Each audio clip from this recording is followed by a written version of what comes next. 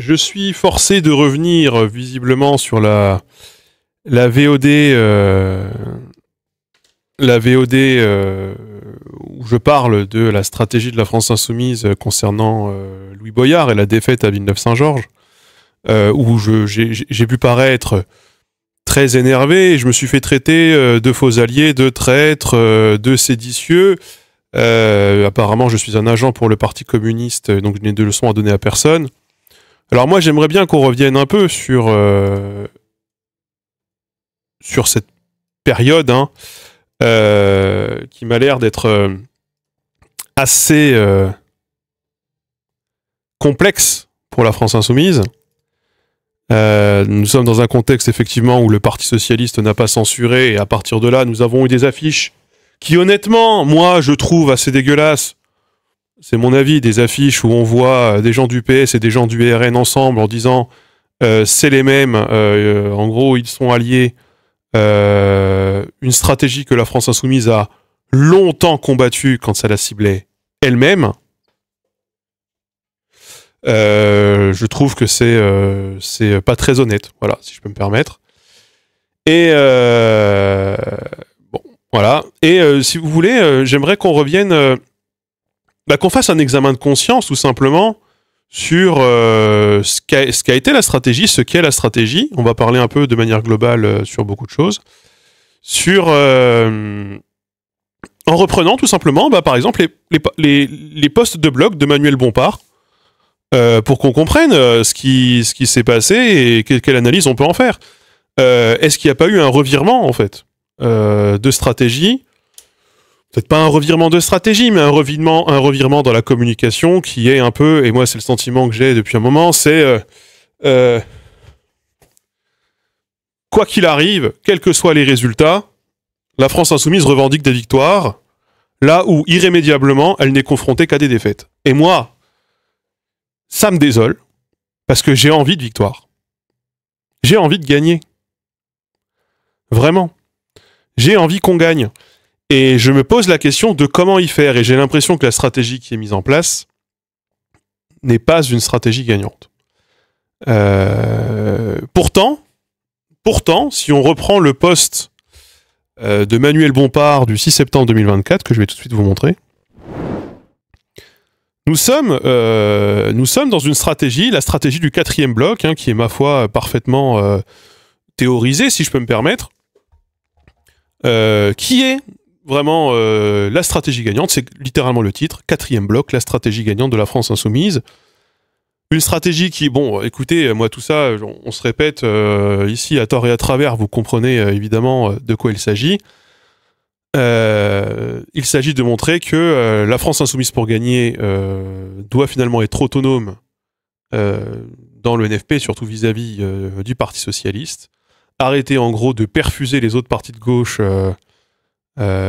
qui sont de véritables parasites, hein, et faire cavalier seul pour gagner le succès. Alors bien sûr, Manuel Bompard rappelle que, selon lui, on a une quantité de forces militantes absolument démentielle. 430 000 inscrits, hein, dont 100 000 militants actifs apparemment pour la France Insoumise.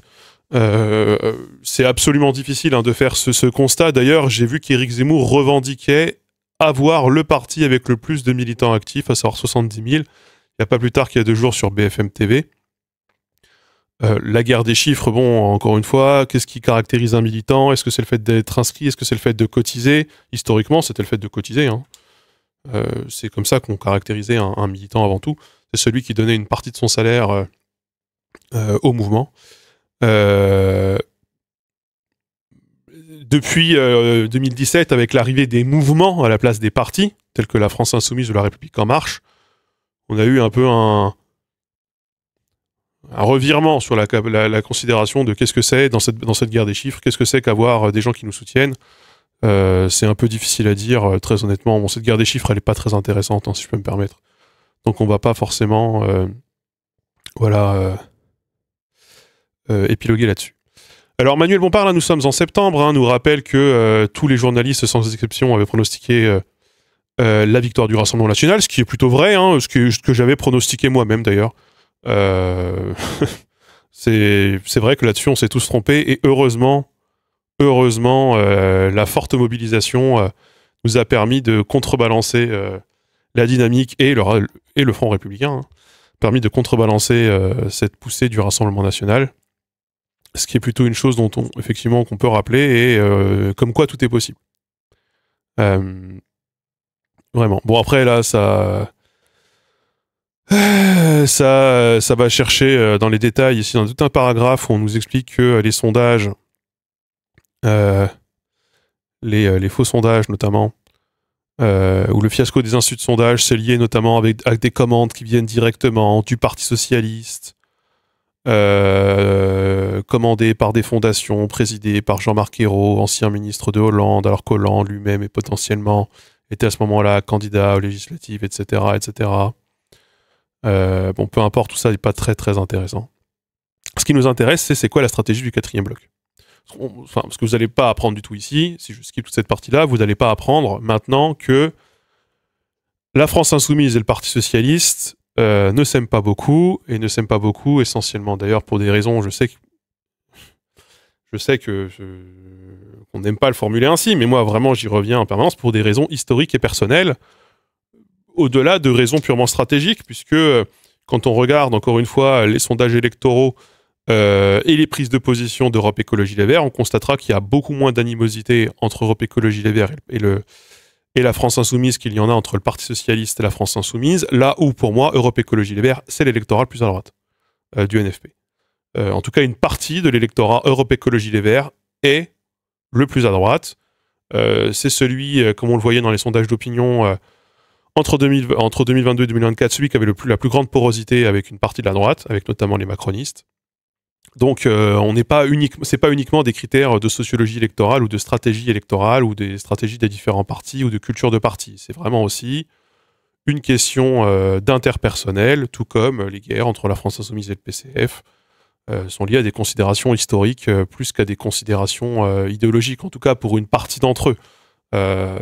Mais c'est les parties les plus importantes. On comprend qu'aujourd'hui, dans une grosse partie du conflit entre le Parti socialiste et la France insoumise, c'est un conflit Mélenchon-Hollande qui s'est déjà joué en 2012, qui s'est poursuivi pendant tout le mandat de Hollande, avec cette volonté d'en finir avec cette ligne, cette volonté de revanche qui a été prise très très largement par la France insoumise, et on est en permanence englué malgré tout dans la redite de ce combat, une redite qui ne vient pas que de la France insoumise, hein. Je veux dire, le Parti socialiste, notamment l'aile droite du Parti socialiste, effectivement, la clique Hollande, hein, très clairement, a envie de remener cette bataille et de clôturer la parenthèse France insoumise, la parenthèse Mélenchon, en nous refaisant ce qui précisément les avait menés à leur perte. Ça, c'est évident.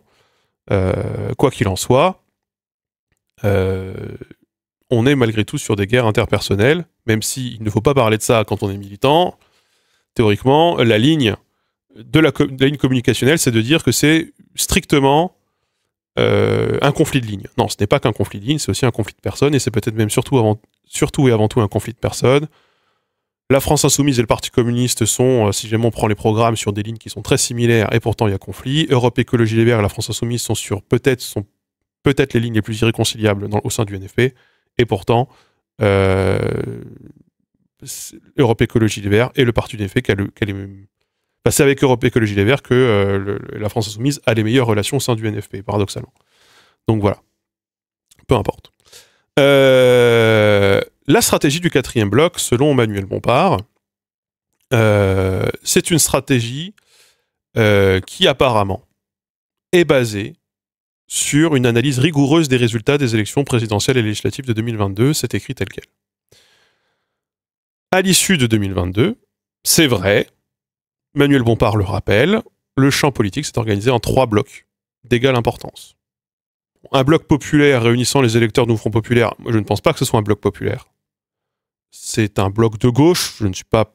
Aujourd'hui, une bonne partie des classes populaires votent à l'extrême droite, donc je comprends pourquoi il veut les définir comme populaires, ça fait partie de la stratégie de la France insoumise de se revendiquer comme étant un mouvement populaire, mais les catégories populaires, pour le coup, et notamment les plus jeunes, sont vraiment partagées entre la gauche et l'extrême droite, hein, hélas, hein, malgré tout, hélas, mais bon. Un bloc libéral réunissant l'électorat de la Macronie et ce qui reste de la droite traditionnelle. Oui, ça pour le coup, on peut vraiment le définir comme libéral, même libéral conservateur. Et un bloc d'extrême droite, oui. Or, si des porosités peuvent exister entre ces différents blocs, nous dit-il, elles sont réduites, comme l'a démontré l'enquête post-électorale Tristan Haute à propos des élections législatives de 2024, que je n'ai pas consulté, très honnêtement. Même si un mouvement de convergence du bloc central et du bloc d'extrême droite est à l'œuvre ces dernières années, ça on le constate en France, mais on le constate aussi en Allemagne, par exemple, là où la droite et l'extrême droite sont en train de faire alliance. Donc pour convaincre, pour l'emporter, pour le bloc populaire, il s'agit donc de convaincre dans le quatrième bloc. Ce quatrième bloc, ce sont toutes celles et tous ceux qui ne participent plus aux élections et qui représentent une partie significative du peuple français. En gros, le quatrième bloc, c'est l'abstention. Voilà, pour vous le dire assez simplement. Donc là, ça cite le travail réalisé par Piketty et Julia Cagé. Alors moi, j'ai lu le livre de Piketty et Cagé, notamment sur la question électorale. Elle ne va pas du tout dans le sens de la stratégie de la France insoumise, si je peux me permettre. Julia Cagé l'a rappelé il y a quelques jours, ça peut-être maintenant d'il y a 1 ou 2 semaines, mais dans cet avou. Ce n'est pas ce que Piketty et Cagé mettent en avant n'est pas compatible avec la stratégie actuelle de la France insoumise de toute façon. Donc peu importe. Même si c'est un bouquin qui parle beaucoup d'abstention.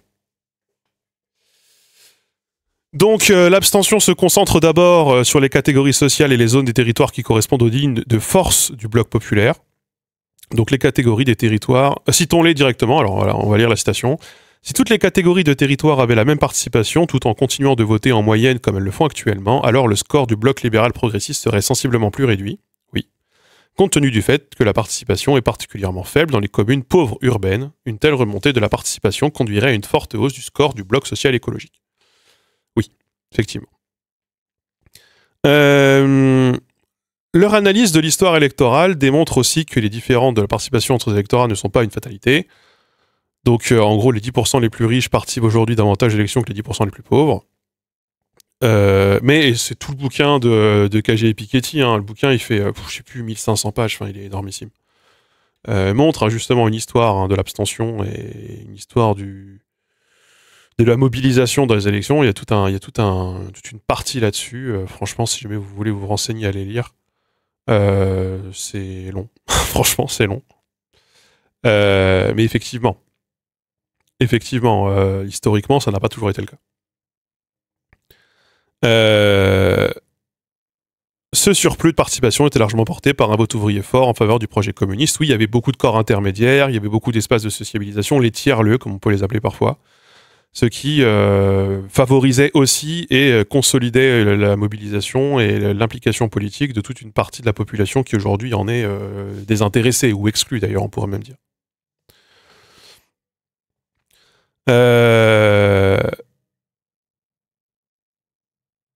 Bref, d'ailleurs c'est plus ou moins rappelé là, par Bompard, ces résultats étaient aussi la traduction concrète d'une stratégie d'implantation et de présence militante très forte du PCF dans les banlieues populaires. Oui, mais pas que dans les banlieues populaires, en réalité et partout. Au-delà des banlieues populaires.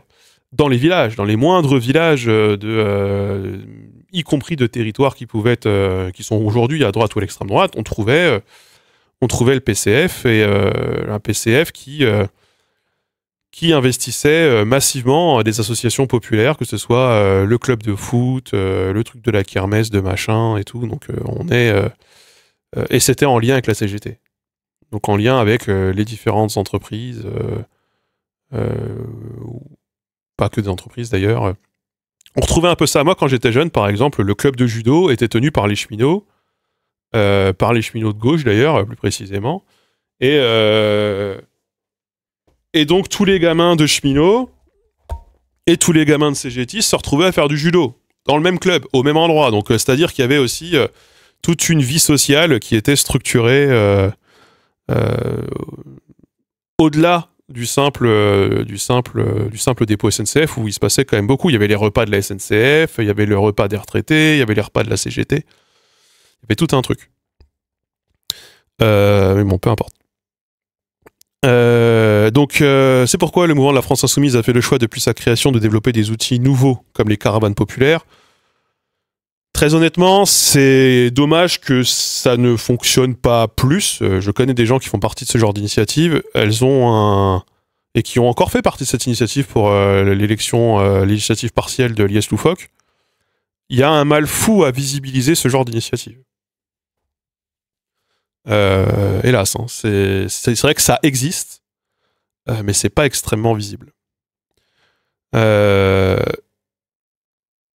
Donc c'est aussi avec cet objectif que l'Institut de la Boétie a développé une école de formation visant à permettre aux militants du mouvement de se doter de savoir nécessaires à leur action. C'est pas n'importe qui va à la Boétie. Hein. Moi, les quelques-uns que j'ai connus sont déjà des gens convaincus qui sont amenés à devenir cadres ou qui se retrouvent à bosser directement pour le parti comme assistant parlementaire ou quoi. Enfin, ça forme pas non plus tout le monde. Hein. Je crois aujourd'hui. Peut-être que je me trompe. Hein.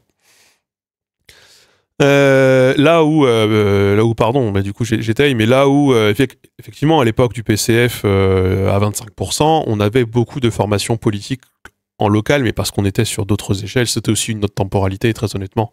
Je ne sais pas si on pourrait réarriver à faire la même chose aujourd'hui, en dépit du score électoral présidentiel. Hein, ça paraît complexe. Pas impossible. Complexe quand même. L'étude de Tristan Haute prouve qu'une partie significative de ce quatrième bloc est plus proche du bloc populaire que des autres blocs du point de vue de ses revendications politiques. On pourrait appeler ça la France des Gilets jaunes, quelque part, d'ailleurs. Effectivement, quand on voyait les Gilets jaunes, c'était quoi leurs revendications? C'était pas moins d'immigration, c'était plus de social, plus de machin, plus de trucs. C'était souvent des takes de gauche. Sur la question des Gilets jaunes, d'ailleurs, la France Insoumise était quand même très frileuse au départ, mis à part Jean-Luc Mélenchon et François Ruffin à l'époque des Gilets jaunes. Mélenchon, pour le coup, n'était pas de ceux qui en avaient peur. Mais une partie des élus de la France Insoumise de l'époque, moi, ils n'étaient pas beaucoup, ils étaient 15-16, avaient quand même voulu attendre, voir ce que ça donnerait, parce qu'il y avait un peu peur quand même d'avoir un mouvement poujadiste, hein, quand même, rappelons-le. Une peur qui n'était pas tout à fait justifiée, mais qui dans le contexte politique de l'époque, on avait eu les bonnets rouges, les machins et tout, ça pouvait peut-être s'entendre.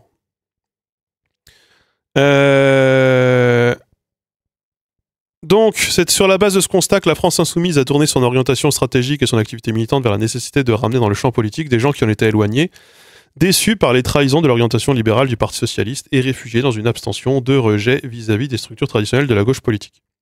Moi, je ne trouve pas que la structure de la France Insoumise soit une structure particulièrement révolutionnaire au regard de ce qui existe ailleurs à gauche, en termes d'offres structurelles de partis et de constitution de mouvements. J'ai l'impression précisément que, d'ailleurs, comme ça a été le cas pour Emmanuel Macron, la question du mouvement qui serait une forme révolutionnaire de faire de la politique et qui serait totalement différente de celle d'un parti, c'est très largement quelque chose qui n'a pas été conservé en termes de discours et en termes d'impact culturel hein, sur la plupart des gens ou des électeurs. Les gens considèrent aujourd'hui que la France Insoumise, c'est à peu près un parti qui fonctionne d'ailleurs... peut-être même parmi tous les partis de gauche, comme celui qui est le plus autoritaire et le plus vertical. Je ne suis pas sûr que ce fonctionnement cette structure traditionnelle soit particulièrement datée et que la structure de la France Insoumise soit particulièrement novatrice en la matière. Bon, ça, vous savez, il y a aussi une question de discours. À l'époque où ça nous paraissait novateur, hein. Moi, en 2017, quand il y avait l'histoire du mouvement de la France Insoumise, c'est pas un parti, c'est un mouvement, c'est un truc populaire, etc. Moi, je relayais à fond ce genre d'éléments de langage aussi parce que c'est une façon c'est une façon de créer le roman, un peu, de créer l'histoire. Hein. C'est de la com, voilà, pour le dire ça simplement. Mais peu importe, c'est pas très important ici, en fait, on s'en fout un peu. Je sais pas pourquoi j'épilogue là-dessus. C'est donc un travail conséquent incluant la défense d'un programme de rupture et une pratique politique assumant sa conflictualité vis-à-vis du système politico-médiatique qui a été engagé. Bon, vous savez que moi je pense que le programme n'est pas totalement un programme de rupture.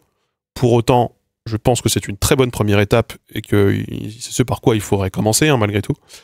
Et la conflictualité vis-à-vis du système politico-médiatique, bon ça, c'est depuis que Jean-Luc Mélenchon représente le Front populaire, le Front de gauche, hein, que ça existe. Il y avait une plus grande ambivalence avant, maintenant c'est beaucoup plus frontal. Mais ça date pas de la France insoumise, ce que j'ai en train de vous dire. Jean-Luc Mélenchon était déjà dans une stratégie frontale vis-à-vis du système politico-médiatique bien avant. Et d'ailleurs, ça continue. Donc cette stratégie qui a été développée dans l'élection européenne de 2024 a commencé à porter ses fruits. Moi, je suis absolument pas d'accord avec ça. Moi, je pense que l'élection européenne de 2024 est un échec. C'est un échec. Quand tu viens de faire 22% et que tu le répètes à tout le monde à tort et à travers à l'époque de la NUPES, et que tu as du mal à atteindre les 10% aux européennes, c'est quand même plutôt une défaite, surtout quand on voit le score de Glucksmann, qui fait quand même vraiment chier. Bon, ça c'est mon avis, mais après je suis quelqu'un qui est assez pessimiste, et je suis quelqu'un qui préfère voir le verre à moitié vide que le verre à moitié plein. Mais bon, ça, chacun fera son avis là-dessus. Donc, malgré l'abstention d'un électeur sur deux, la France insoumise a gagné cette année 1 million de voix supplémentaires par rapport à l'élection européenne précédente. Ouais, mais bon, si tu te mets à comparer... Bon, je suis d'accord, hein, faut comparer l'élection européenne avec l'élection européenne précédente. Mais c'est parce que l'élection européenne précédente, c'était une défaite abyssale. Peu importe, hein, mais bon. Manon Aubry a réalisé 30% de plus chez les 18-24 ans, selon Ipsos. Donc là, les sondages et les enquêtes d'opinion sont valables. Hein. Et des résultats extraordinaires dans les communes parmi les plus pauvres du pays. Et là, vous nous voyez venir, notamment celle où Louis Boyard a été présenté au municipal. Donc là, je ne vais pas toutes vous les citer, bien sûr. Ces résultats sont directement corrélés à une forte hausse de la participation dans ces communes par rapport au reste du pays, donc les communes les plus pauvres. Ainsi, si l'abstention au niveau national a reculé de 1,4 points entre 2024 et 2019, elle a par exemple reculé de 7 points à Garges-les-Gonesse, de 8 points à Vénissieux ou encore de 4 points à Saint-Denis. La progression du score de la France insoumise des européennes a donc très largement été portée par l'augmentation de la participation avec tout un tableau. Vous savez que Manuel Bompard à la base est mathématicien. Et donc, on a tout un tableau pour nous montrer à quel point la hausse en nombre de points de la France insoumise est corrélée à la baisse de l'abstention dans un certain nombre de villes clés. Alors, la plupart sont des villes, effectivement, de banlieues populaires, notamment des très grandes villes, de Paris, de Lyon, par exemple, ou de Lille. Cette hausse de la participation a notamment été la conséquence d'une campagne d'inscription sur les listes électorales, comme l'a montré dans une étude Maxime Champion, apparemment. Voilà, et donc la France insoumise, moteur de la victoire du Front populaire. Là, ça vient contrebalancer tout un discours selon lequel, et là c'était la ligne de Ruffin, c'est ce que Ruffin avait dit, que Jean-Luc Mélenchon est un boulet, notamment pour faire campagne pour le NFP. Manuel Bompard défend que c'est absolument le contraire, qu'en l'occurrence, c'est la stratégie de la France insoumise qui a permis, notamment dans les communes où l'abstention était très forte, en faisant reculer cette abstention, en transformant du coup une bonne partie de ces abstentionnistes en électeurs LFI, qui a été un moteur pour le NFP. Voilà. Ça dépend où, hein, évidemment, bien sûr. Hein. On a plein de graphes, et que notamment, pour le dire autrement, les circonscriptions sur lesquelles le NFP a le plus progressé aux législatives sont celles où la France insoumise a le plus progressé aux européennes. Et là où elles ont le plus progressé aux européennes, c'est là où l'abstention a le plus reculé. Donc CQFD, en gros, moins d'abstentionnistes égale plus d'électeurs LFI égale la gauche qui gagne et qui fait gagner le reste de la gauche. Bon, là, on nous prend la circonscription de Raphaël Arnaud. Bon, vous savez que c'est pas vraiment c'est un cas particulier de cette circonscription. Quand on aura l'histoire de cette circonscription, je suis pas sûr qu'on puisse en tirer grand-chose. Voilà. Et en fait, c'est sur la base comment dire, de cette stratégie du quatrième bloc qu'a été décidé d'envoyer Louis Boyard, Louis Boyard, prendre la ville de Villeneuve-Saint-Georges. C'est ça le nom de la ville, je crois, Villeneuve-Saint-Georges. Je confonds toutes les villes. Bon, bah, c'est ça, oui. Villeneuve-Saint-Georges.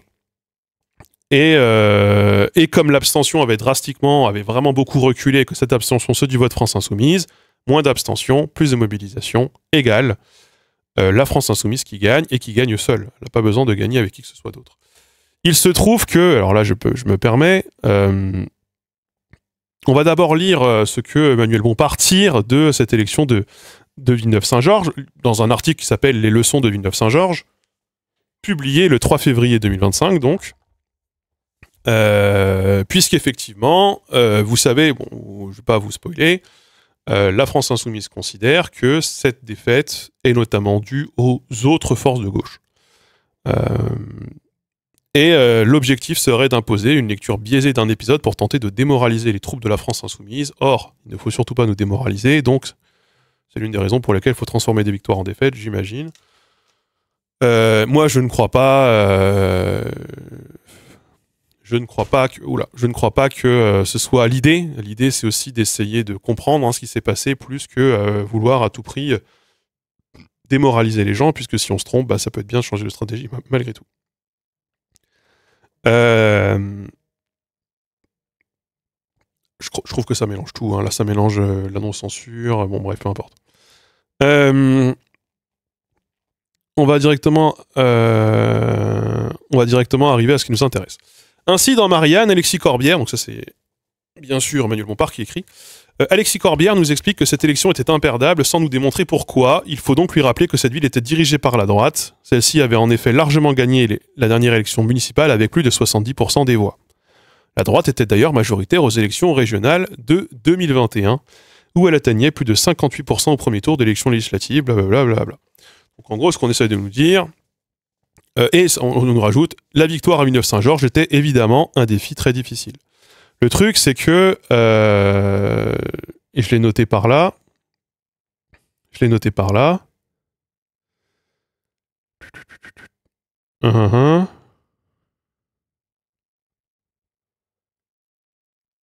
Manuel Bompard disait le contraire 2 semaines avant.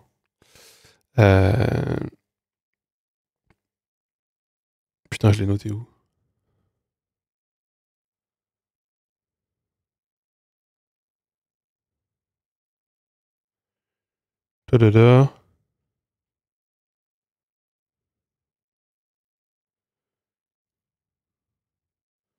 Désolé, je cherche. Putain, c'est le texte est un peu long.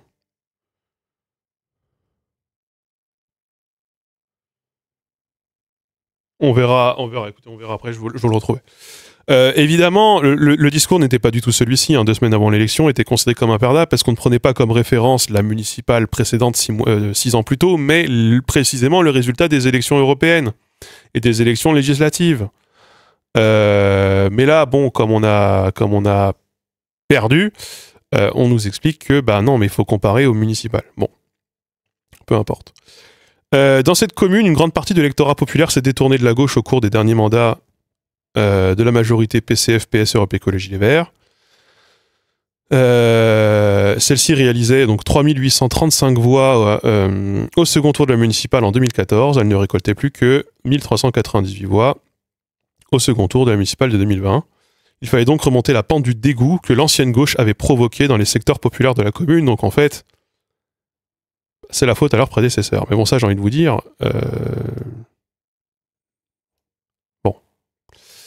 Louis Boyard et Salis y sont parvenus en partie dans un contexte d'élection partielle, sans couverture médiatique nationale, ce qui est à peu près normal pour une municipale quand même, malgré tout, à Villeneuve-Saint-Georges, même si le gouvernement, lui, a pris position pour défendre, notamment dans l'entre-deux tours, la candidate qui a désormais gagné. Il réalise 1897 voix, faisant progresser la gauche de plus de 11 points. Alors qu'il n'y avait que 4 conseillers municipaux de gauche entre 2020 et 2025, dont l'un figurait sur la liste de la droite aux dernières sénatoriales, il y aura désormais 7 membres de la France Insoumise au sein du conseil municipal. Ça reste malgré tout une défaite. Pour parvenir à ce résultat, il a d'abord fallu surmonter la division engendrée par les volontés hégémoniques de l'ancienne gauche. Moi, je trouve que ça, c'est du foutage de gueule, si je peux me permettre. Si je peux me permettre, quand même. puisqu'en l'occurrence, la France Insoumise est arrivée devant et a refusé l'accord qui a été proposé, qui était juste, qui était un accord strictement proportionnel par rapport au suffrage, précisément pour y aller seul jusqu'au bout, et la liste en face s'est retirée. Donc, si je peux me permettre, bon, voilà. Il a donc fallu prouver par les faits aux appareils de l'ancienne gauche que la France Insoumise était légitime pour conduire l'Union populaire dans cette commune. Il a fallu montrer que cette configuration était nécessaire pour permettre la mobilisation d'électrices et d'électeurs qui s'étaient détournés des urnes en 2020.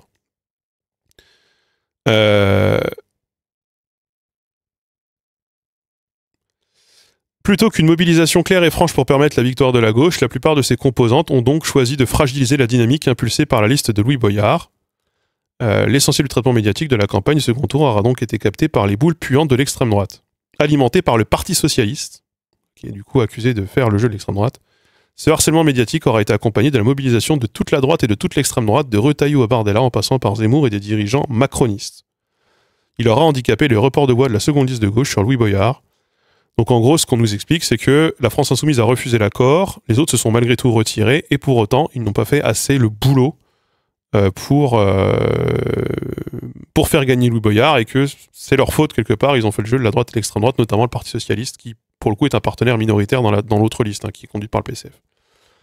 Second enseignement, obnubilé par des intérêts partisans et nostalgiques d'un passé dévolu, les forces de la gauche d'avant feront tout ce qu'elles peuvent pour empêcher la France Insoumise de diriger des villes et de rentrer dans les conseils municipaux. Donc ça, c'est l'enseignement qu'il en tire. Moi, je ne vois pas comment est-ce qu'on peut tirer un tel enseignement d'une seconde liste de gauche qui a proposé une fusion des listes dans laquelle la France Insoumise aurait été majoritaire. Donc, rien ne sert donc de quémander ou de les supplier, seul le rapport de force et les réalités électorales feront leur effet. Donc ce que ça veut dire, en gros, c'est à partir de maintenant, refus de toute aide, de toute discussion avec les autres forces de gauche, parce que ces gens-là ne nous aiment pas et ces gens-là veulent nous faire perdre. Bah, je ne comprends pas comment il arrive à en déduire ça de cette séquence. Je ne comprends pas comment il arrive à cette conclusion. Donc il faut préparer, partout où c'est possible, la constitution de listes représentatives des communes et porteuses des aspirations des habitants. Nous espérons pouvoir parfois compter sur des responsables locaux moins enfermés dans les calculs politiciens de court terme que leur direction nationale, voire réellement soucieux de l'intérêt des habitants. Ce que ça veut nous dire, est-ce que ça nous prépare? Ce à quoi ça nous prépare, c'est de toute façon, la France Insoumise partira seule au municipal, quoi qu'il arrive. Merci Aurel Dub pour le prime. Troisième enseignement, la mobilisation de la droite et de l'extrême droite et ses relais médiatiques sera totale pour empêcher les insoumis de gagner des communes et d'y changer concrètement la vie des gens. Oui, bon, ça pour le coup, c'est normal, ils veulent, eux, gagner, plutôt que la gauche, ça c'est sûr. Quatrième enseignement, si la gauche veut gagner au niveau local comme national, ses dirigeants doivent cesser de céder à l'extrême droitisation de la société. Elle doit rester fidèle à ses principes plutôt qu'accepter le terrain de jeu de ses opposants. Donc là, ça cible directement le Parti Socialiste qui est accusé du coup de faire le jeu du RN, notamment sur le vote du budget.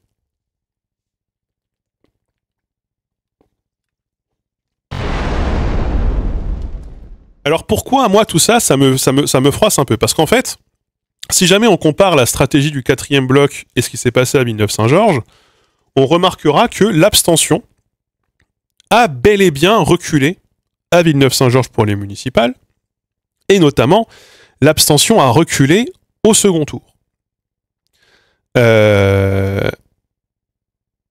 Au premier tour, la gauche en cumulé faisait 48,16% des voix. Elle n'en faisait que 38,75 au second tour. Elle faisait 10% de moins au second tour. Et pourtant, on est passé de quasiment 4300 électeurs à 5100 électeurs. Qu'est-ce qui s'est passé? Il y a une surmobilisation très importante au second tour pour précisément faire barrage à la gauche. Je pense qu'il est difficilement, si on veut vraiment en tirer les enseignements par rapport à la stratégie qui a été définie, moi, ce que je vois, c'est pas du tout que le PS a fait exprès de perdre. Moi, je pense que la gauche a fait, de toute façon, a été désastreuse sur cette séquence. La France Insoumise pense, partir seule. La France Insoumise pense qu'elle peut réussir seule. Elle n'y arrive pas. Elle accuse le reste de la gauche qui lui propose un accord et qui se retire. De toute façon, à la fin. Qu'est-ce qu'elle aurait pu faire de plus? Honnêtement, pas grand-chose. Ce qu'on apprend aussi, c'est que dans un certain nombre de communes, la surmobilisation de l'électorat, et on l'a vu pendant les législatives aussi, il y a aussi, dans le cas d'un second tour, une surmobilisation qui peut être un vote contre. Évidemment. Évidemment que ça peut être un vote contre. Dans la surmobilisation aux législatives, on avait effectivement une surmobilisation pour faire barrage au Rassemblement national, mais aussi pour faire barrage à la gauche. D'électeurs qui sont sensibles à la droite ou à l'extrême droite. Ce sont la dynamique du barrage, elle n'est pas propre à la gauche. Surtout dans un contexte où beaucoup de gens sont sincèrement convaincus que la France insoumise, c'est l'extrême gauche. C'est l'extrémisme. De toute façon. De toute façon. Je ne crois pas que la France insoumise veuille partir seule au municipal, ils ont juste pas le choix puisque les autres ne veulent pas d'eux. Comme en 2020 et en 2024. Mais en fait, moi je connais des gens dans certaines communes qui sont des militants de différents partis de gauche, de la France insoumise et du Parti communiste essentiellement, qui sont en train de constituer des listes d'union de la gauche. Mais en fait, il faut pas croire que ça plaise à la France insoumise, ce genre de choses. Ça ne plaît pas du tout à la France insoumise. C'est vu comme de la compromission et c'est vu comme, attention, on va risque de perdre nos électeurs, une partie de nos électeurs, vaut mieux que vous y alliez seuls. Ces gens-là se font, alors ça dépend des communes, mais peuvent se faire assez sévèrement rappeler à l'ordre par les directions nationales, puisque ce ne sont pas à eux de décider s'ils partent unis ou s'ils partent seuls. Ou alors il faut qu'ils le fassent dans des listes citoyennes un peu indépendantes, en dehors finalement de toute direction. Et là, il faut être sûr de pouvoir gagner. Parce que quand la France insoumise dit qu'elle compte en fait sur des alliances localement avec des gens qui seront moins bordés que leur direction nationale et du coup des gens qui pourront s'opposer à leur direction nationale, il ne faut pas croire. Le Parti communiste, le Parti socialiste ou Europe Écologie Les Verts attend tout à fait la même chose de militants de la France insoumise localement. De toute façon. Ce qu'on retient de tout ça, c'est que à la base, ça c'était censé être un test pour les prochaines municipales. C'était censé être un test et c'était censé prouver et fermer le claquet aux autres forces de gauche pour leur expliquer que, regardez, nous on y arrive seul, on n'a pas besoin de vous. Maintenant vous allez nous écouter. Et ce n'est pas passé. Ce n'est pas passé, donc maintenant il y a tout un narratif qui apparaît pour nous expliquer que, mais en fait de toute façon ça pouvait pas passer depuis le début, puisque de toute façon le problème c'est le Parti socialiste qui nous met des bâtons et le Parti communiste qui nous mettent des bâtons dans les roues depuis le début et que c'est eux qui font en sorte que ça n'a pas été possible. Mais en fait, j'ai vu un texte d'un militant qui est passé là en interne qui explique qu'en fait dans tout ce que Manuel Bompard explique, il n'y a que des causes externes qui motivent les défaites et il n'y a que des causes internes qui motivent les victoires. C'est un biais absolument classique, mais c'est un biais qui, lorsque l'on s'enferme dedans, nous conduit à ne pas voir la réalité telle qu'elle peut exister aussi. Et ça, au bout d'un moment, il faut peut-être se poser des questions un peu au-delà. Il y a dans toute cette affaire une responsabilité de la direction de la France insoumise aussi. Quand même.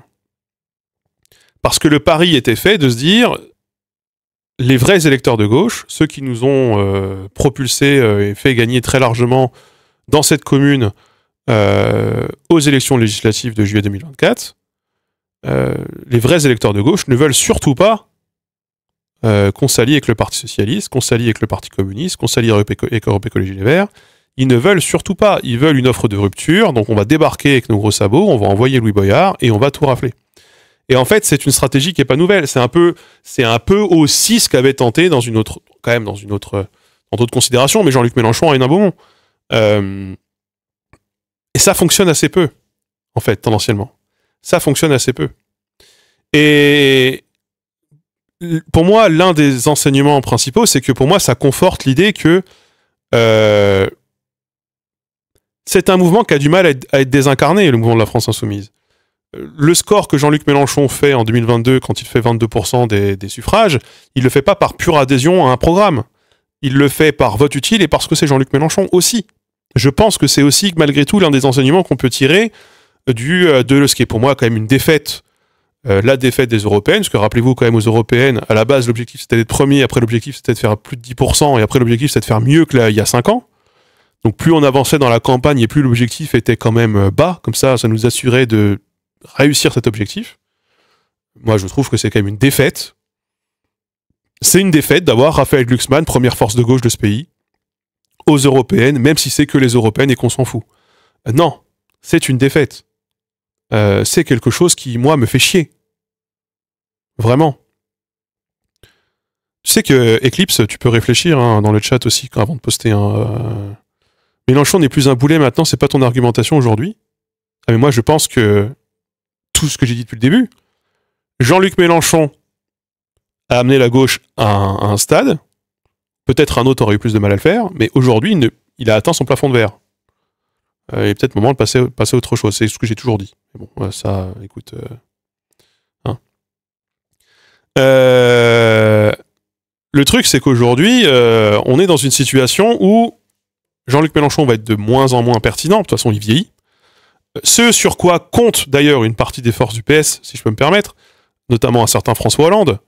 Bien sûr, François Hollande, évidemment qu'il attend et qui trépigne depuis la lisière de la forêt là pour Gank le vieux qui tient à moitié plus debout ou qui s'énerve super facilement. Bah évidemment, surtout dans une période où on va rentrer dans les affaires du procès Chikirou, etc. J'imagine ce qui va être un problème hein, aussi ça d'un point de vue électoral. Hein. Et alors, figurez-vous que attention là vous me voyez pas arriver, vous m'avez pas vu arriver. Et si la relève de Jean-Luc Mélenchon, que Jean-Luc Mélenchon n'a pas envie d'avoir, hein. Jean-Luc Mélenchon n'a pas envie d'être remplacé, et si elle venait de Clémence Guettet ou de Manuel Bompard, malgré Jean-Luc Mélenchon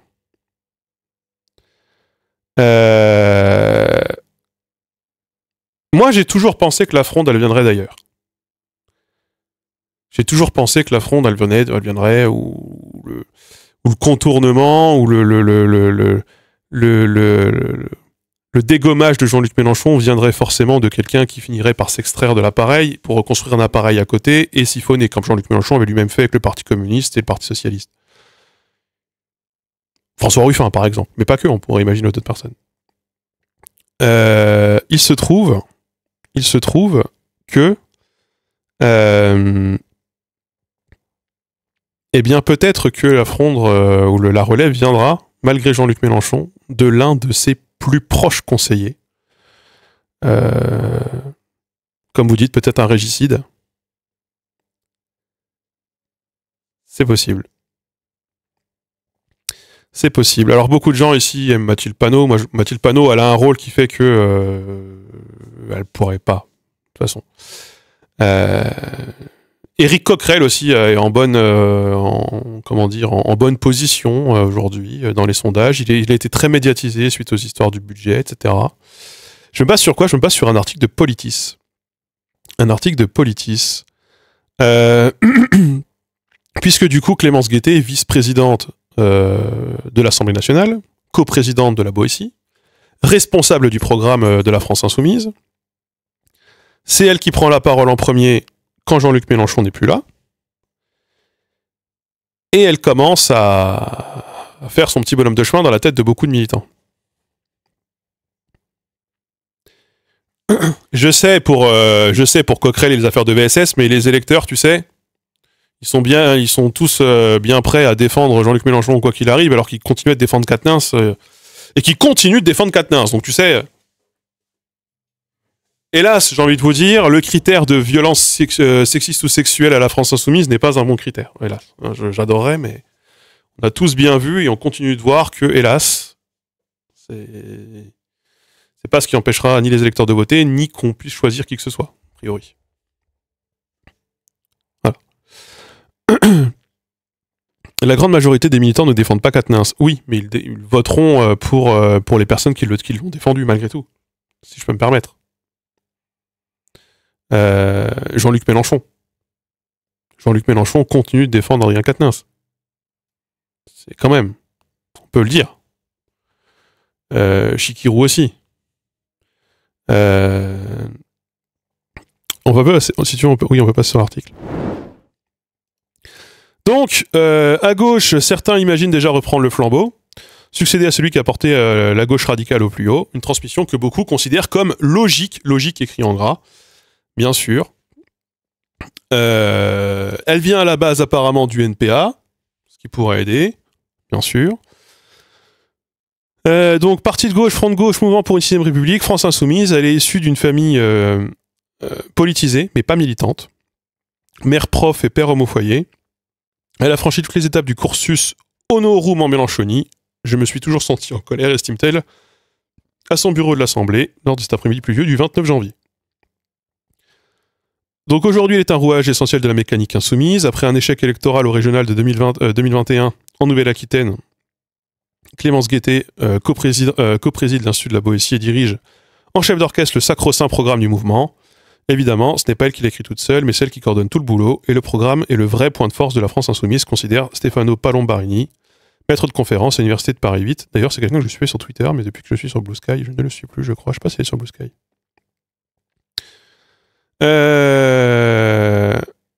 Donc depuis mars 2024, la députée du Val-de-Marne compile les propositions des 40 groupes thématiques du mouvement, rassemble le travail législatif des députés et ajuste les propositions programmatiques des insoumis. Un travail discret mais titanesque. Elle pense qu'une bataille politique se fait par les idées et pas seulement par les élections, ce que je pense tout à fait d'ailleurs aussi, que les dirigeants politiques doivent absorber les savoirs de la société, mais aussi en être producteurs, qu'ils doivent être des intellectuels de combat, affirme Adrien Clouet, qui est du coup l'autre personne du programme.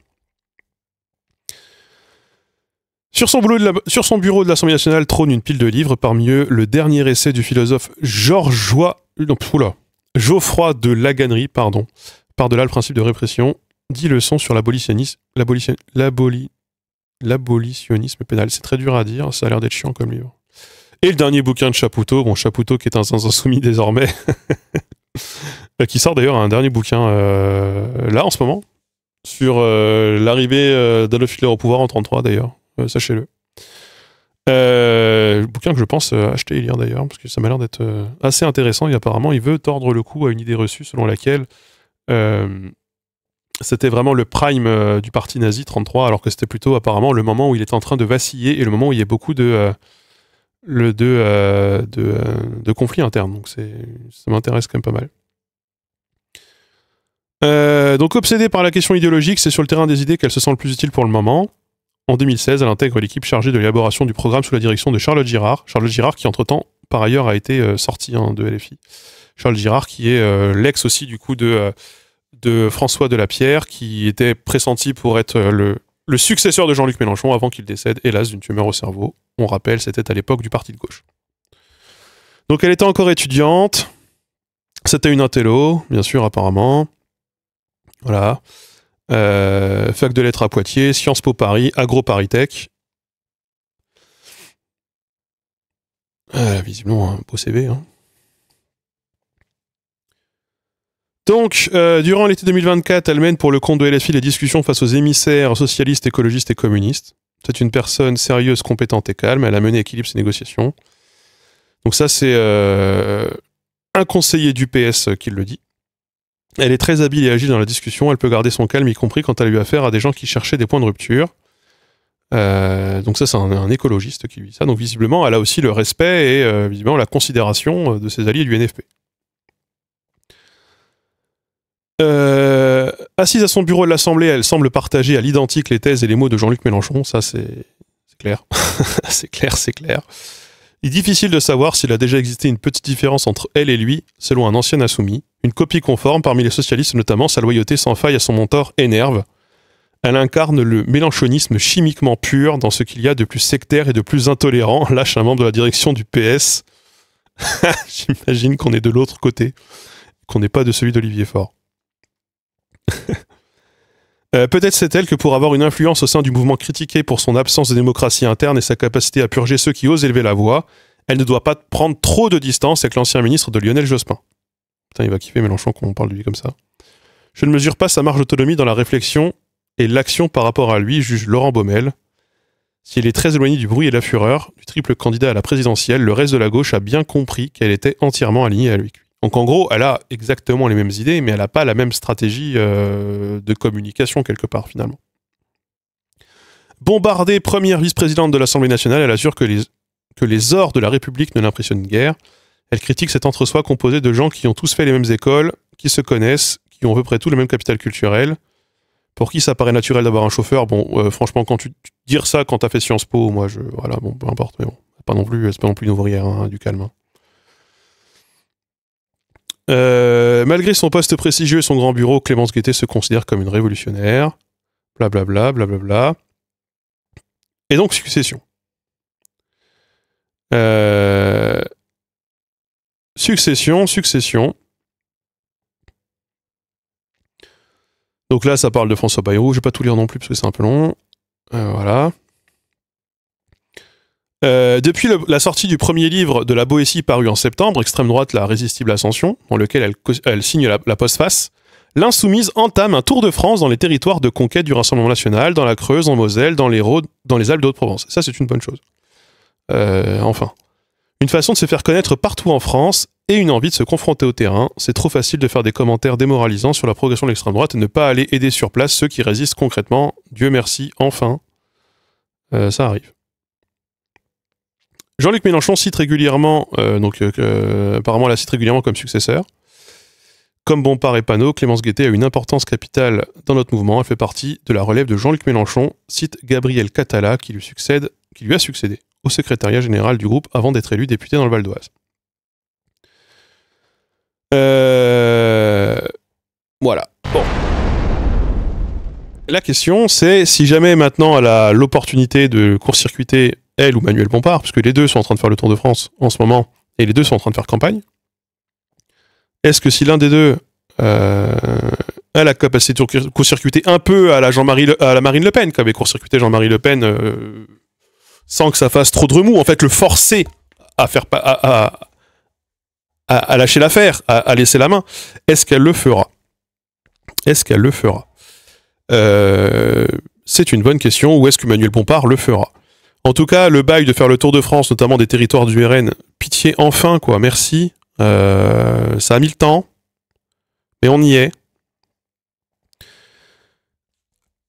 Est-ce que j'y crois?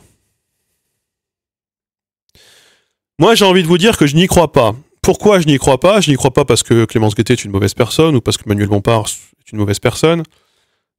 Ils sont aussi paradoxalement peut-être un peu trop mélenchonistes, hein, d'ailleurs, pour beaucoup de gens. Et que peut-être ce ne sera pas une assez grosse rupture. Cela dit, c'est même pas pour moi le critère principal de pourquoi je n'y crois pas. C'est parce que moi, ça fait maintenant une vingtaine d'années que je suis quand même assez intensément le paysage politique français. Toutes les personnes qui ont été annoncées comme les successeurs d'un mouvement politique n'en sont jamais vraiment devenus. Ne le sont jamais vraiment devenus. Je me souviens par exemple de Benoît Apparu. Vous vous souvenez de Benoît Apparu? C'est bien comme ça qu'il s'appelle, hein, ce connard-là. Benoît Apparu. Benoît Apparu, il y a 10 ans, c'était le successeur de la droite. C'était lui, le prochain. C'était lui qui avait la grande ascension politique, et c'était lui qui était amené à être la prochaine tête du bloc de droite. Benoît disparu, oui, effectivement, voilà, Benoît disparu. Gabriel Attal, je ne vais même pas revenir là-dessus, mais parce que à La République En Marche, le nombre de successeurs désignés ou pressentis change tous les 6 mois. Castaner, par exemple, qui se souvient de Castaner, qui se souvient de... putain, j'ai oublié son nom. Griveaux, Benjamin Griveaux. Benoît Hamon, bien sûr, on peut en citer comme ça tout un tas. S'il y a bien un truc qu'on ne peut pas faire dans le paysage politique français actuellement, c'est enterrer ceux qu'on pense être finito, qui pensaient, bon, il a perdu, mais qui pensaient que Nicolas Sarkozy pourrait se représenter à une primaire en 2017. Et qui pensaient que François Fillon pouvait la gagner. Griveaux, c'est de la bite à Griveaux, oui. Qui pensait qu'un gars comme Alain Juppé, qui s'était quand même barré au Canada, pouvait revenir et refaire carrière politique en France? Bon, il a fini par se faire court-circuiter, mais souvenez-vous qu'avant que Macron se déclare candidat, on considérait que c'était lui qui avait déjà gagné en 2017. On ne peut pas on ne peut pas pronostiquer qui va succéder à qui. Mais auprès des militants, il faut savoir que le culte Guettet est en train de prendre quand même. Le culte Bompard aussi. Et ça viendra peut-être de là aussi, la fin de Jean-Luc Mélenchon. Ça viendra peut-être pas des forces externes qui veulent à tout prix le détruire, mais ça viendra peut-être de quelqu'un en interne. Tout comme Pierre Laurent n'aurait jamais pu imaginer que ce qui mettrait un coup électoralement au présidentiel au PCF, ce serait Jean-Luc Mélenchon qui lui-même était candidat pour le Parti communiste. Vous vous rendez compte de la perspective du Parti communiste que c'est ? Le Parti communiste décide de prendre un ancien socialiste qui vient juste de partir des socialistes, de prendre un ancien socialiste comme candidat et comme tête de liste pour plusieurs élections d'ailleurs, puisqu'il y a eu européenne, il y a eu présidentielle, pour qu'à la fin, celui-là même te traîne dans la boue. De la perspective du Parti communiste, ça a été dur à avaler. Pierre Laurent, on parle d'avant Roussel. Pierre Laurent, il n'est pas content. Marie-Georges Buffet non plus, ça lui a fait un cas de conscience. Elle avait même appelé à voter Jean-Luc Mélenchon, Marie-Georges Buffet. Pierre Laurent, c'est l'ancien secrétaire du Parti communiste, voilà, que vous ne connaissez même pas. Parce que la stratégie de Pierre Laurent, c'était d'avoir une stratégie d'union avec le reste du front de gauche. Et ce que vous diront les communistes, c'est leur façon, en tout cas, d'analyser cette séquence, c'est que Jean-Luc Mélenchon leur a pris en gros leurs militants, la caisse et leur force de frappe pour lancer son mouvement, et quand il n'avait plus besoin d'eux, se faire jeter. C'est ce qui fait que Pierre Laurent n'a pas été reconduit à la tête du Parti communiste, mais que Fabien Roussel l'a été pour la première fois en rupture avec la ligne officielle. Parce que, du coup, il y avait une continuité de ligne quand même depuis un très long moment au Parti communiste, et Fabien Roussel, ça a été la ligne de rupture, la ligne de maintenant on arrête, il faut qu'on réexiste nous et nous-mêmes sans faire d'alliance avec des gens comme Jean-Luc Mélenchon, parce que il nous a bouffé la laine sur le dos quand même, et au bout d'un moment on a quand même une fierté, et on n'est pas là pour se faire carotte. Bon, après Fabien Roussel, il a stratégiquement pris tout un tas de choix contestables, si je peux me permettre. Qui vont probablement lui coûter sa place à lui aussi au prochain congrès. Ça, en tout cas, c'est la direction que c'est en train de prendre. J'imagine encore une fois, parler de successeur, c'est super difficile, ce truc va être reconduit, même si je vois plutôt un gars comme Yann Brossa aujourd'hui s'imposer, mais bon, on verra. On verra. Et tout ça pour dire que la question de la succession dans le paysage politique, où c'est quand même beaucoup de coups bas, et c'est beaucoup d'interpersonnel aussi, on ne sait pas du tout ce qui peut arriver. On ne sait pas du tout ce qui peut arriver aujourd'hui. On ne sait pas du tout ce qui peut arriver dans 2 ou 3 ans. Imaginez, Jean-Luc Mélenchon est condamné à l'inéligibilité. Imaginez dans l'affaire du financement de la campagne de la France Insoumise, où Sophia Chikirou... c'est quand le procès de Sophia Chikirou ?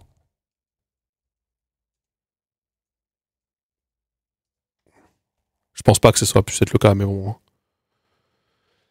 Je sais même pas quand c'est. Et imaginez, Jean-Luc Mélenchon est considéré comme complice. Ça le baille quand même. L'affaire de la machine à café ? Non. C'est pas les entourages des successeurs qui font monter la sauce médiatique pour voir leur condamnation gagner ?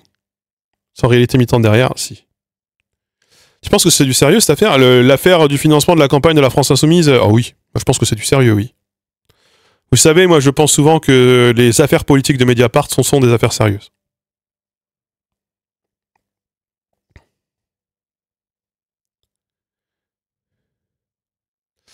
Oui, mais Fanaglas, tu dis que tu tuerais pour avoir une gauche aussi forte dans ton pays qu'elle n'est en France, mais tu constateras que la France Insoumise seule ne gagne pas, ne gagne rien. Aux dernières municipales, la gauche est partie éclater, la France Insoumise a gagné un total de communes de plus de 100 000 habitants, qui est souvent la variable pour savoir si une force politique s'impose, total de 0 communes. aux législatives, quand la gauche est partie seule, la gauche s'est retrouvée extrêmement minoritaire.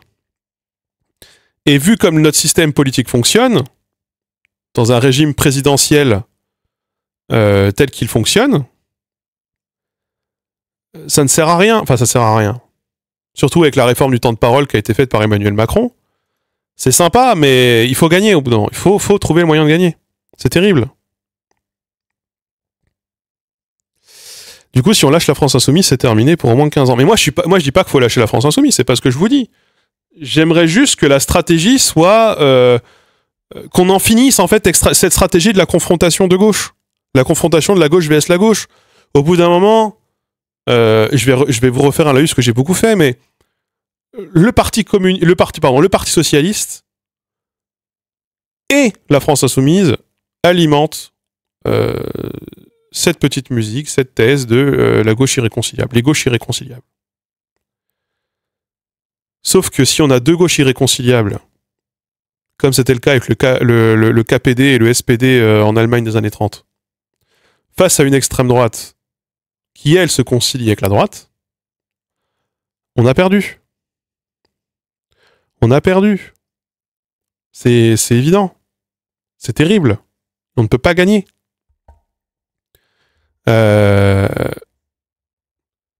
Voilà.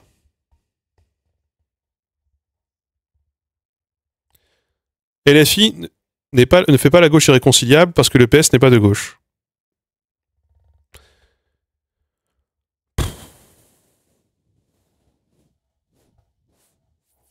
C'est les différences programmatiques entre Olivier Faure et Jean-Luc Mélenchon. Je pense qu'un Jean-Luc Mélenchon est plus proche qu'un Olivier Faure qu'un Philippe Poutou. Hein.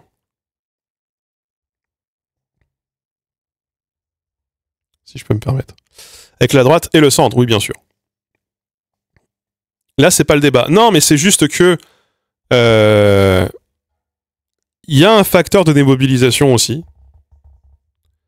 C'est la démobilisation à gauche. Enfin, aussi les électeurs de gauche. Ça, personne n'en parle, c'est l'éléphant au milieu du couloir.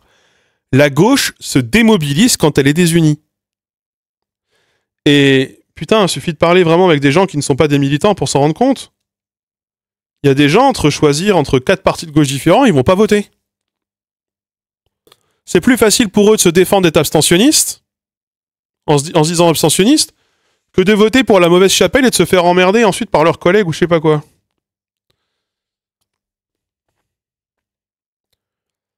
C'est ça, en fait, aussi le nerf de la guerre. On l'a bien vu, il y aurait jamais eu une participation aussi importante s'il n'y a pas eu la NFP en 2024. Moi, c'est ça qui m'inquiète.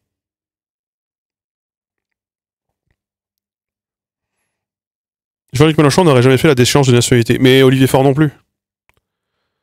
Je pense qu'Olivier Faure non plus, surtout vu son origine et son passif. Bon. Un truc qui m'insupporte avec la France Insoumise, c'est l'absence de sièges électoraux locaux. Ça montre un manque criant de structuration locale, car si tu fais 20% présidentiel, mais que tu as 0 commune, 0 département, 0 région, 0 sénateur, j'aime bien le je veux tout cramer, mais ça me choque, car à l'échelle locale, tu peux toujours changer la vie concrètement des gens. Il y a des permanences de certains députés, quand même, malgré tout. Et après, c'est le cœur structurel et matériel de la France Insoumise est situé en région parisienne, de toute façon. Tu peux pas faire Hollande, c'est pas possible. Mais vous dites ça à quelqu'un qui... moi, j'ai fait campagne contre François Hollande en 2012. Hein. Si je peux me permettre. Moi, j'ai fait campagne pour Jean-Luc Mélenchon en 2012, à l'époque où tout le monde nous disait qu'on était des enculés, parce qu'on allait faire gagner Sarkozy, en divisant la gauche. Moi, je me faisais traiter d'allié de la droite et de l'extrême droite toute la campagne de 2012 parce que je faisais campagne pour un autre candidat de gauche que celui qui était le mieux placé.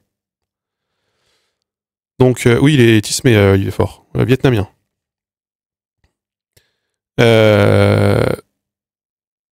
Donc, bon, moi, j'ai pas trop de leçons à recevoir là-dessus. C'est juste que la stratégie de confrontation permanente à gauche, elle est assez fatigante. Et d'ailleurs, Là où moi je trouve qu'il y en a qui tirent leur épingle du jeu, et pour autant, moi, encore une fois, c'est ceux que j'aime le moins dans le NFP. Je vais vous le rappeler, ceux que j'aime le moins dans le NFP, c'est Europe Écologie Les Verts. C'est ceux qui ont les plus... Pour le coup, c'est ceux qui ont les plus gros zinzins et les espèces de gens un peu à moitié survivalistes, bizarres, appel à la nature chelou, chamanisme machin. Donc autant vous dire que moi, je suis pas un vendeur d'Europe Écologie Les Verts. Vraiment pas. Même si la France Insoumise a siphonné beaucoup de militants LVR.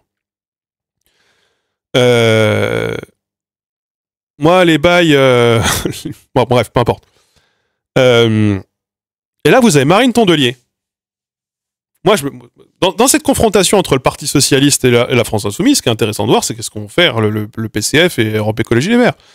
Parce qu'eux sont accusés d'être des suppôts du PS par Mélenchon sur son blog il y a 3 semaines encore.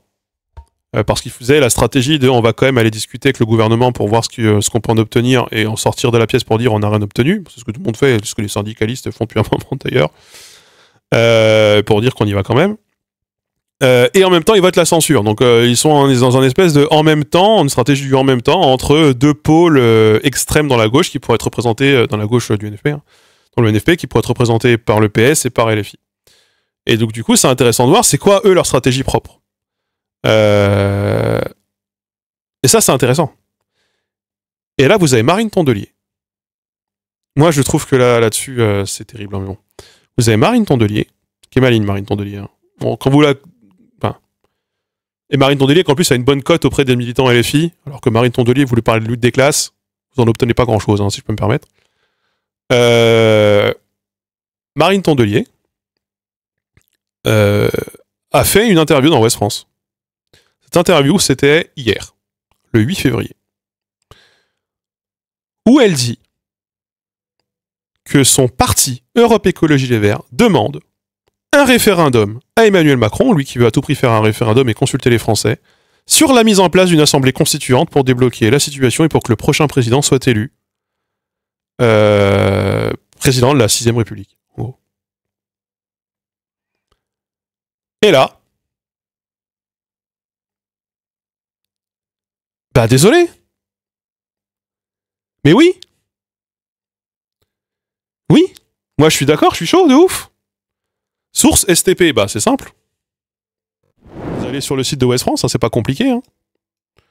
Vous allez sur le site de Ouest France. Alors je peux pas tout lire parce que là, moi j'ai pas payé, mais je l'ai lu sur Reddit parce que sur Reddit ils mettent les articles gratuitement. Et en gros, elle fait tout ce que j'aurais attendu de la France Insoumise dans cette séquence. Et moi, pour le coup, je le dis depuis les législatives, la France Insoumise aurait dû forcer. C'est leur truc à la base. Hein. Ils auraient dû forcer comme des zinzins et comme des relous sur, bah vous voyez bien que la 5ème République elle est bloquée, vous voyez bien que c'est bloqué, vous voyez bien que ça marche pas. Il faut faire la constituante, faut faire la constituante. Dans le texte d'orientation, c'est écrit que la France Insoumise va peut-être remettre la question de la constituante sur la table à partir du printemps 2025. Il n'y a pas le temps d'attendre. Il n'y a pas le temps. Et c'est fou si Europe Écologie Les Verts arrive à faire ce braquage et arrive à devenir la forme politique constructive qui propose une sortie de crise par un référendum sur la constituante. Bon, je sais pas si ça va prendre, je sais pas si ça va marcher. Comme Viktorovitch. Non, mais encore une fois, Viktorovitch n'a pas inventé le principe de 6ème République et de constituante, si je peux me permettre. C'est quelque chose qui existe depuis au moins, peut-être pas l'existence de la 5ème République, mais depuis un bon moment. Moi, c'est depuis que je fais de la politique que j'en entends parler de ça. Donc, la 6ème République, c'était au cœur du projet de la France Insoumise, et c'était d'ailleurs au cœur d'une partie du PS avant que la France Insoumise existe.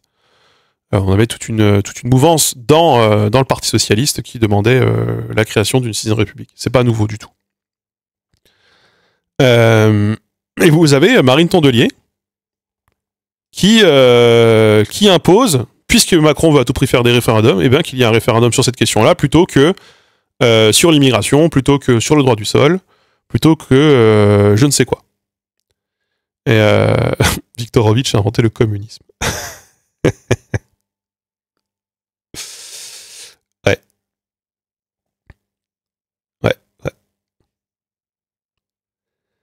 Donc Emmanuel Macron, sachez-le, c'est aussi un article Ouest France, Emmanuel Macron, c'est un article d'aujourd'hui, se prépare et multiplie les concertations en vue d'un référendum, peut-être cette année, peut-être en 2025. Bien sûr. Bien sûr. Donc le dernier référendum, ça fait 20 ans, ce serait l'occasion. Pardon, je suis moitié en train de monter en même temps. Il voudrait peut-être même en faire plusieurs, changer la nature du référendum, et faire un référendum qui permettrait de déjouer les tentatives d'instrumentalisation du RN et de la France Insoumise. Et là, vous avez Yael Braun-Pivet.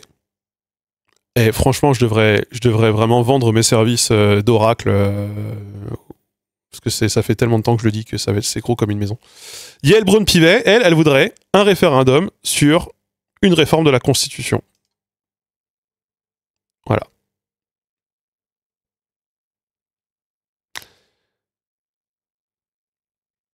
Donc,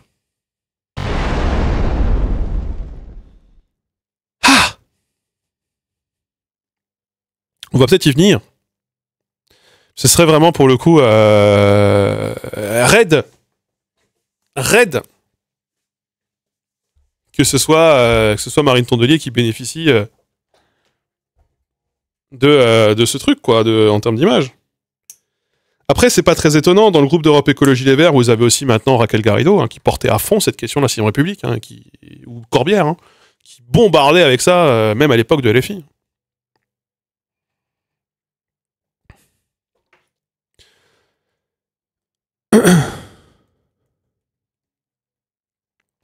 Faut quand même faire attention à ce qu'ils nous enfument pas. Bah, bien sûr que l'idée d'Emmanuel Macron, ça va pas être de donner une victoire à la gauche.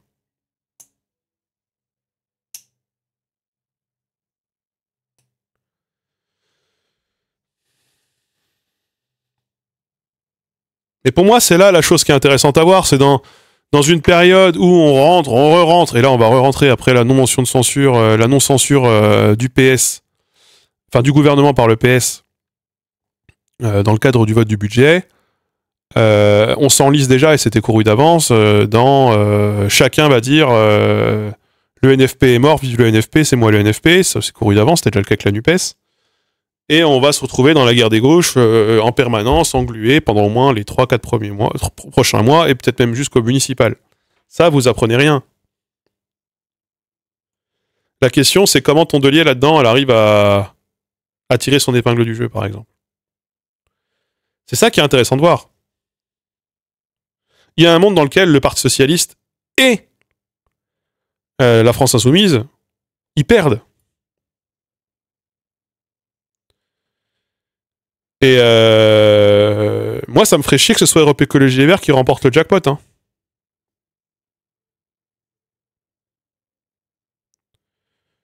Oui, je pense toujours que Emmanuel Macron ne veut pas redissoudre, oui.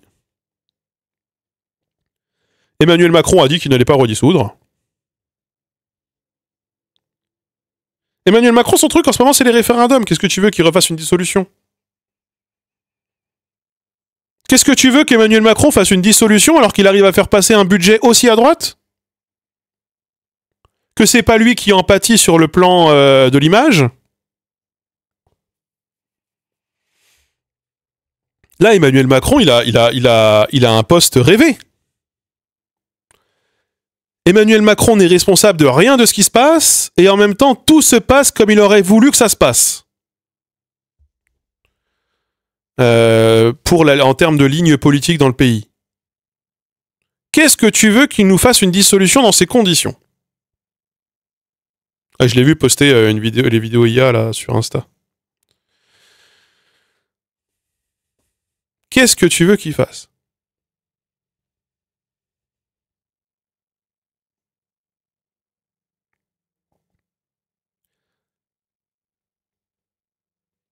On vient d'en parler, de la constituante. Oui, j'ai vu. On vient d'en parler il y a 2 minutes, littéralement. Donc oui, on a vu. Et donc, voilà, on en est là.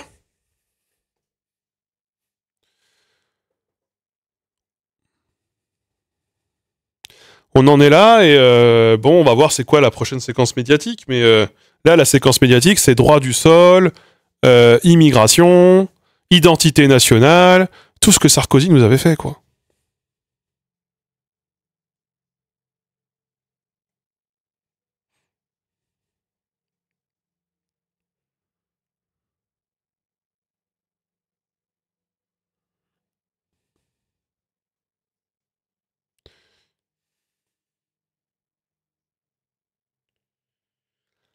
Je pense que la prochaine élection législative sera une élection proportionnelle ou ne sera pas.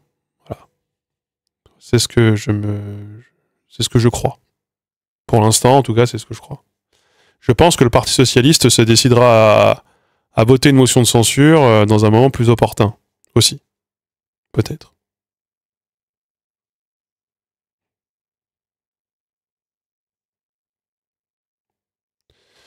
Bah, ça ne sera pas, je veux dire, sous Macron.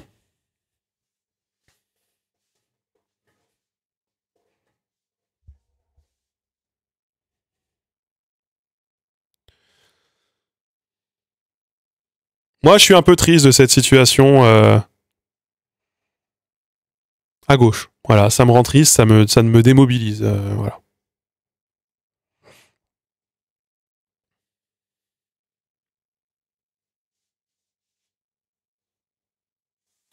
Merci Felkia pour le sub.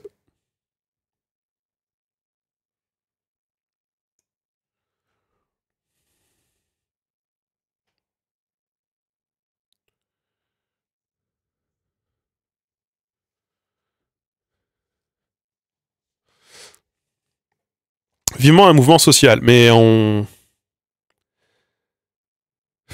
Oui, j'ai envie de te dire oui. Et le prochain mouvement social, on ne saura pas lequel il sera et on ne peut pas le prédire. Oui, ça pourrait peut-être nous aider.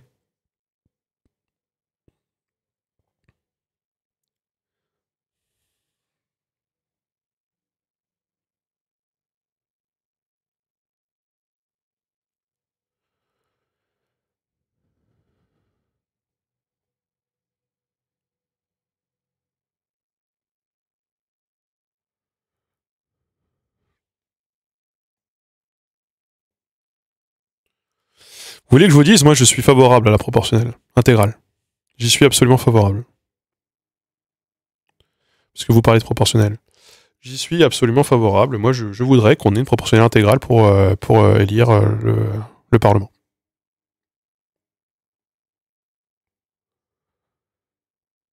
Sans prime. Oui, bien sûr, sans prime. C'est quoi cette histoire de prime? Merci Eviliada pour le sub.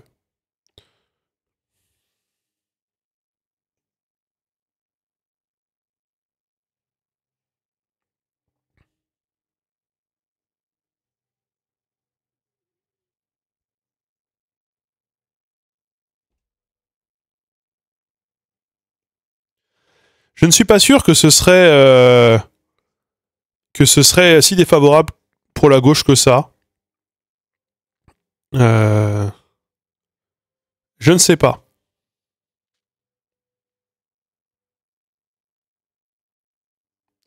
En fait, pour moi, même d'ailleurs, un système qui serait un peu plus juste, ce serait un système où l'Assemblée nationale serait élue intégralement à la proportionnelle et où le système des législatives existerait pour élire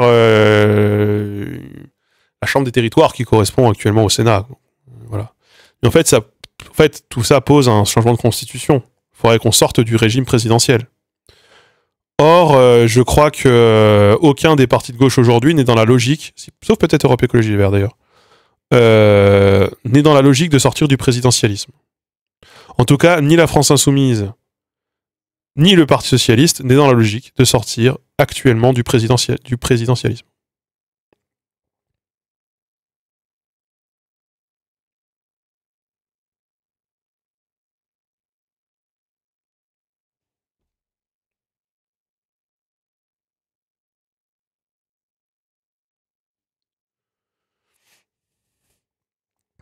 Parce que tout le monde veut le fauteuil. La proportionnelle, ça laisse le parti centriste au pouvoir pour très longtemps. Pas nécessairement. Euh, Pas nécessairement. D'ailleurs, le parti centriste, En France, historiquement, le parti centriste, il dure jamais vraiment longtemps et c'est jamais non plus quelque chose de très durable. En Suisse, on a la proportionnelle quasi intégrale pour la Chambre des députés et ça ne favorise clairement pas la gauche. Après, la Suisse, tout favorise la droite. Votre pays est de droite.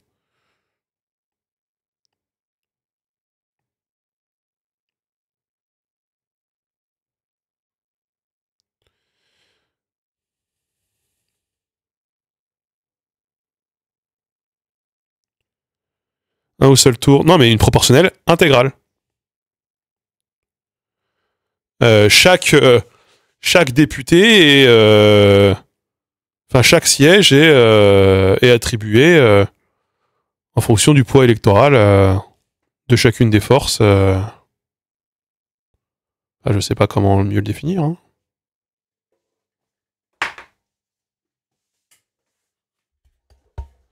Intégrale et sans seuil, exactement. Non, aux européennes, il y a un seuil. En France, aux européennes, il y a un seuil. Ce seuil est de 5%. Non, sans seuil.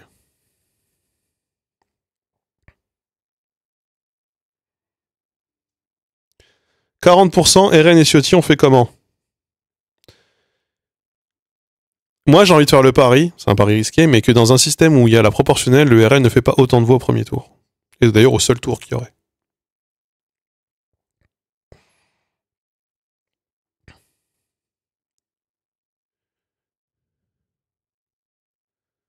Sans seuil, c'est chaud. Bah non.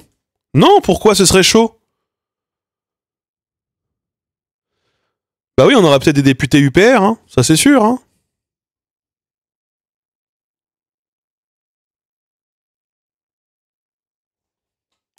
Ça c'est évident.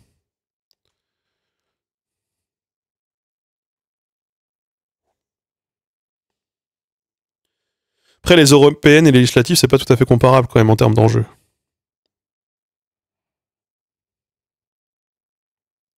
Sans seul, ça veut dire Poutou à l'Assemblée. Oui, et puis Nathalie Arthaud aussi, très probablement.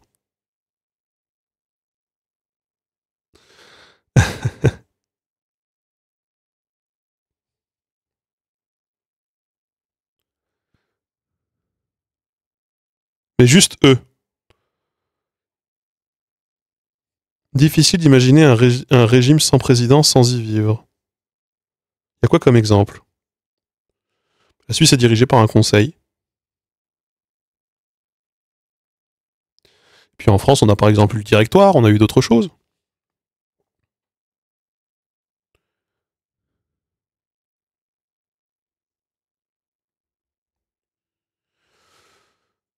Ouais, après, il y a les régimes parlementaires, ouais, qui sont dirigés par. En fait, la plupart des régimes européens. Hein.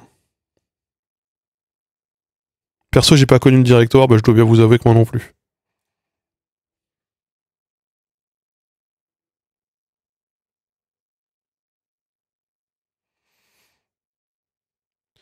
Il y a un seuil, c'est 100 divisé par le nombre de députés. Oui, de toute façon. Et du coup, le seuil, ce serait 0,5, quoi. À peu près en France. 0,54.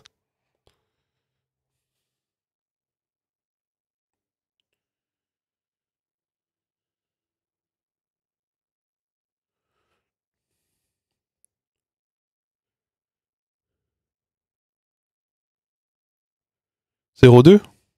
Parce que je sais pas faire les calculs. Ouais, je sais pas faire les calculs. Il y a combien de députés? 536? Oui. Ouais, je sais pas calculer. Donc oui, 100 divisé par 536, ça fait plutôt dans les 0,2. 577, pardon. Désolé. Effectivement.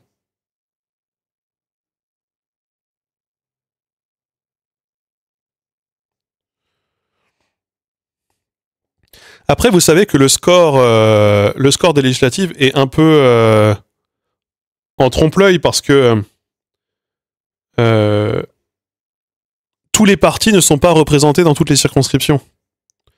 De fait, en termes de pourcentage national de ce qu'on voit aujourd'hui, il y a une prime aux plus gros partis qui, eux, ou aux plus gros mouvements, qui, eux, peuvent mettre des candidats dans toutes les circonscriptions.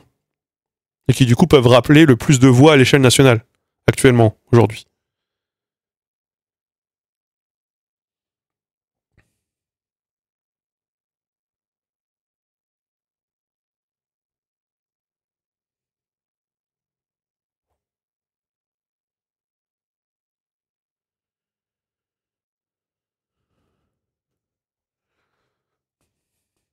Cheminade à l'Assemblée, bah ouais.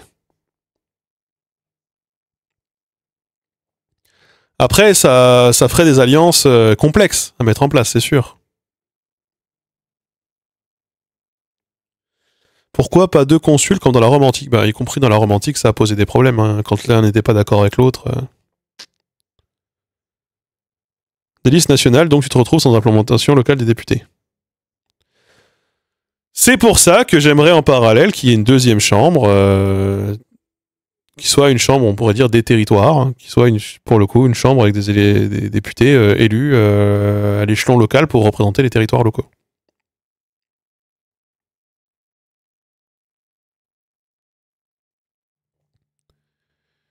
Tout simplement. C'est le Sénat, mais le Sénat actuellement n'est pas. Actuellement, le Sénat n'a pas du tout ce mode de scrutin. Le mode du scrutin du Sénat, il n'est pas du tout celui-ci.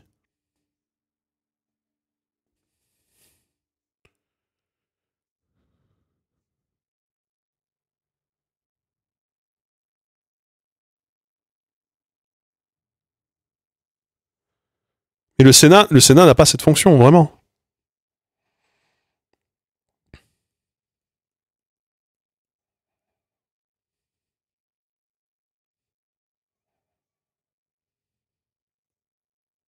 Le Sénat, c'est la chambre des maires de droite, exactement. Et des conseillers régionaux. Et départementaux. Peut-être municipaux même d'ailleurs. Après, moi, vous savez, j'aime bien le système allemand, donc j'aime bien le système tel qu'il existe. C'est pas Rome Total War en fond. C'est World of Warcraft. Pour ceux qui ne peuvent entendre la musique. C'est la musique des Tarides, je crois.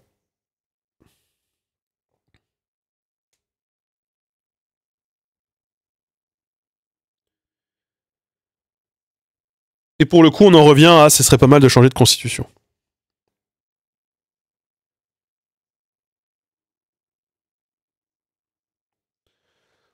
C'est vrai que la 5ème République, je crois que Marine Tondelier, dans sa tribune, dans son interview, dit qu'en gros, la 5ème République n'est pas adaptée au tripartisme de la vie politique. Et je suis assez d'accord.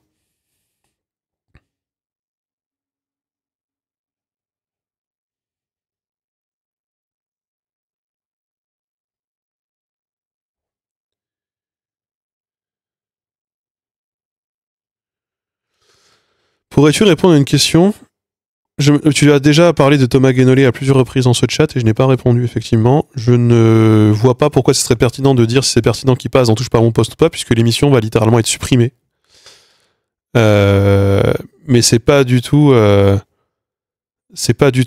premier à le faire. Raquel Garrido et Louis Boyard l'ont fait d'ailleurs à Touche pas à mon poste.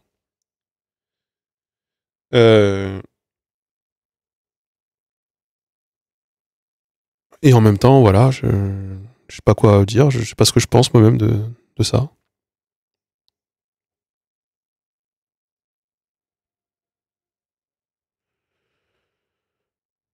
Est-ce que tu te verrais l'interview? Mais j'ai interviewé personne, moi. Donc non. Si je peux me permettre.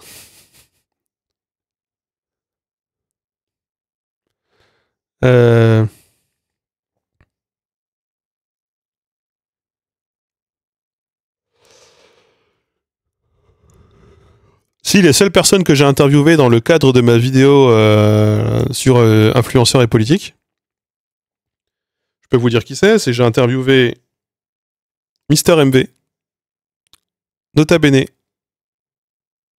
Angle Droit, Ultia, Ponce, pour l'instant.